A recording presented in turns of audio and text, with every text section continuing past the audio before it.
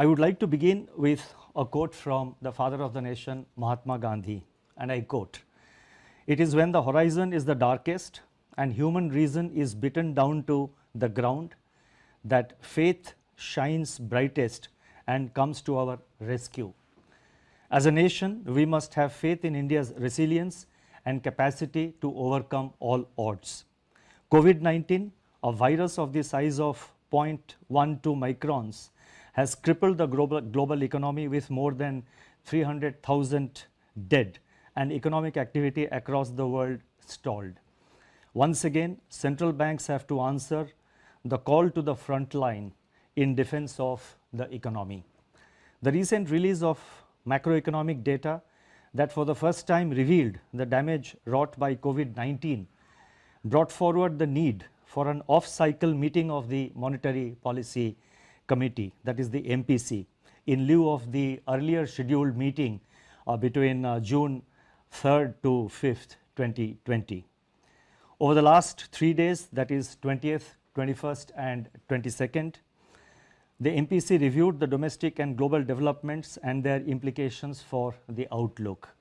After extensive discussions, the MPC voted unanimously for a reduction in policy repo rate and for maintaining the accommodative stance of monetary policy as long as necessary to revive growth and to mitigate the impact of COVID-19 while ensuring that inflation remains within the target. On the quantum of reduction, the MPC voted with a 5:1 majority to reduce the policy repo rate by 40 basis points, 40 basis points from 4.4% to 4%.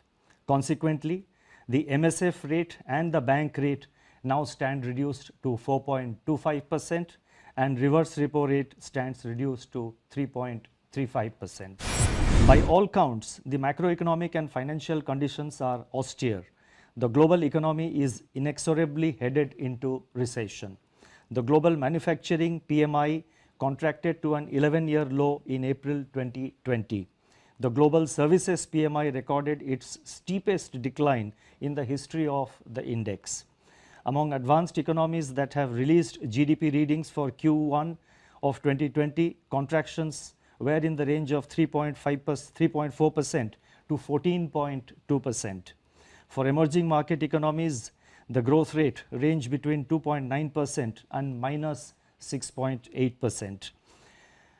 EMEs face additional pressures in the form of capital outflows and asset price volatility from the bouts of turbulence afflicting financial markets. The plunge in crude prices has dried up budgetary revenues for oil exporters. On the other hand, oil importers have been denied terms of trade gains by the crushing blow to demand delivered by the pandemic. According to the UNCTAD, the value of global trade contracted by 3% in Q1. The volume of world trade can shrink by 13 to 32% in the current year as projected by the WTO. Global financial markets have calmed after a turbulent period in March and volatility has ebbed, but markets have generally been disconnected from the developments in the real economy. Relatively unsung, global policy response by central banks and governments has been unprecedented. Let me now turn to the domestic developments. Domestic economic activity has been impacted severely by the 2 months lockdown.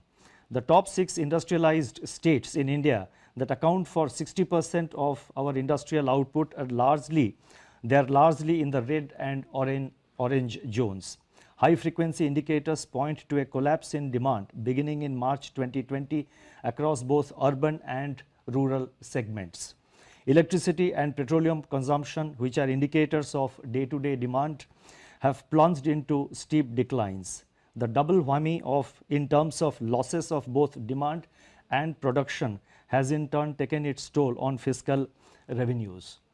Investment demand has virtually been halted by a decline of 36% in the production of capital goods in March, which was coincident with a contraction of 27% in imports of capital goods in March and 57.5% in April.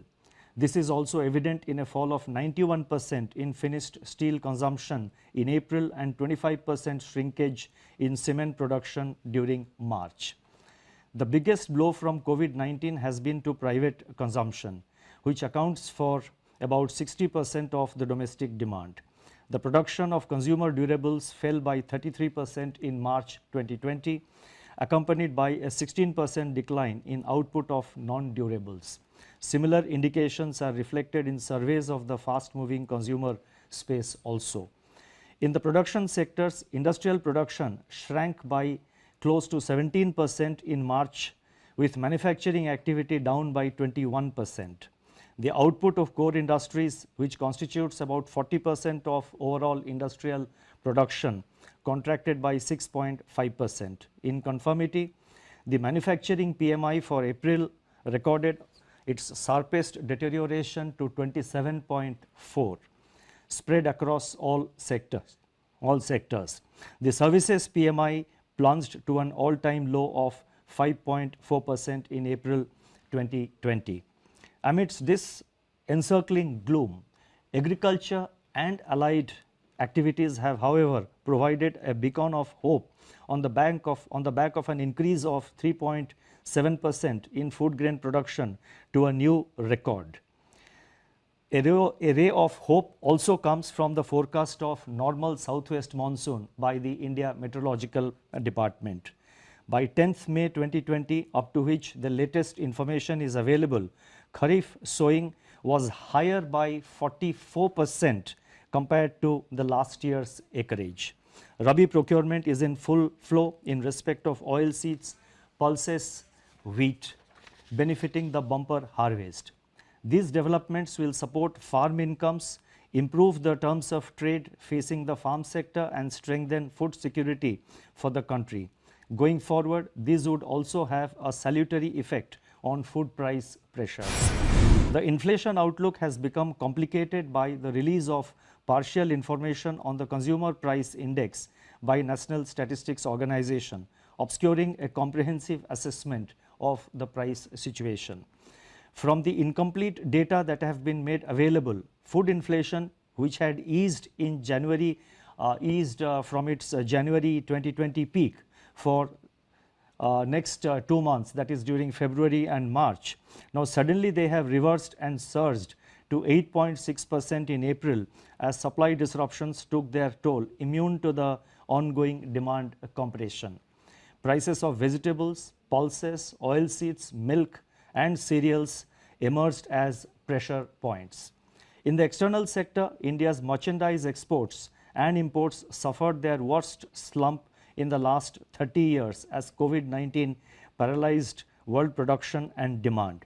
India's merchandise exports plunged by 60.3% in April, while imports contracted by 58.6%.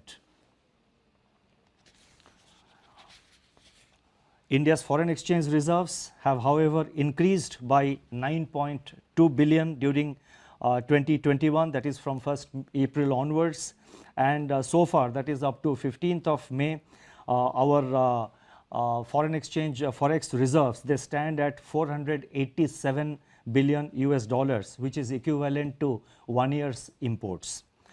I now go to the outlook with regard to inflation and growth.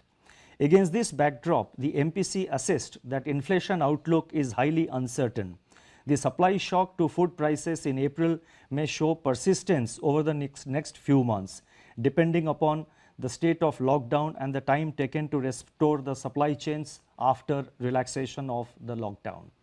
Among the pressure points, the elevated level of pulses inflation is worrisome and warrants timely and swift supply-side interventions, including a reappraisal of the import duties.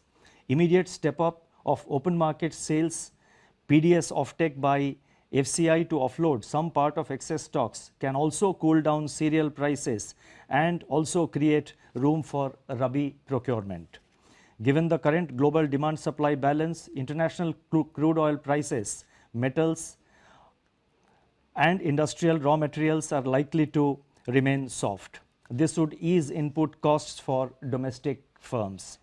Deficient demand may hold down pressure on core inflation, although persisting supply dislocations impart uncertainty to their near-term outlook.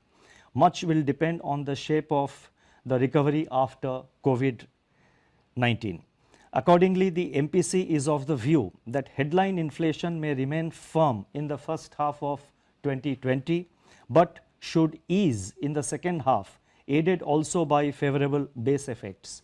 By Q3 and Q4 of the current financial year, it is expected that the headline inflation will fall below the target of 4%. Thus, the MPC's forward guidance on inflation is directional rather than in terms of levels. Going forward, as and when more data are available, it should be possible to estimate the path of inflation with greater certainty. It is in the growth outlook that MPC judged the risks to be the gravest.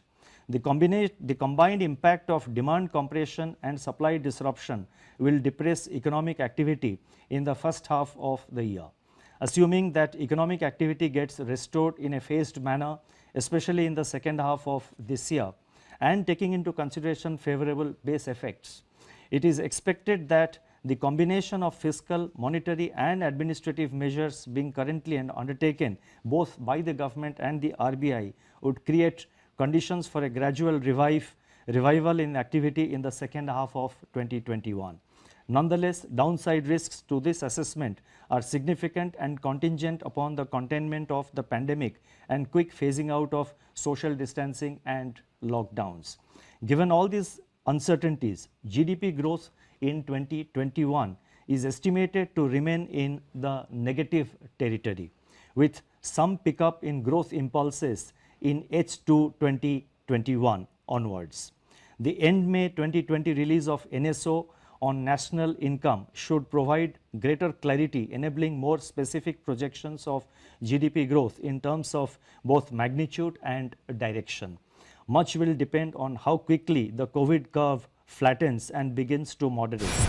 As the nation prepares for this future, the words of Mahatma Gandhi should inspire us to fight on. I quote, "We may stumble and fall, but shall rise again," unquote. The MPC is of the view that the macroeconomic impact of the pandemic is turning out to be more severe than initially anticipated. Beyond the destruction of economic and financial activity, livelihood and health are severely affected. Judging that the risks to growth are acute, while the risks to inflation are likely to be short-lived, the MPC believes that it is essential now to instill confidence and ease financial conditions further. This will facilitate flow of funds at affordable rates and rekindle investment impulses.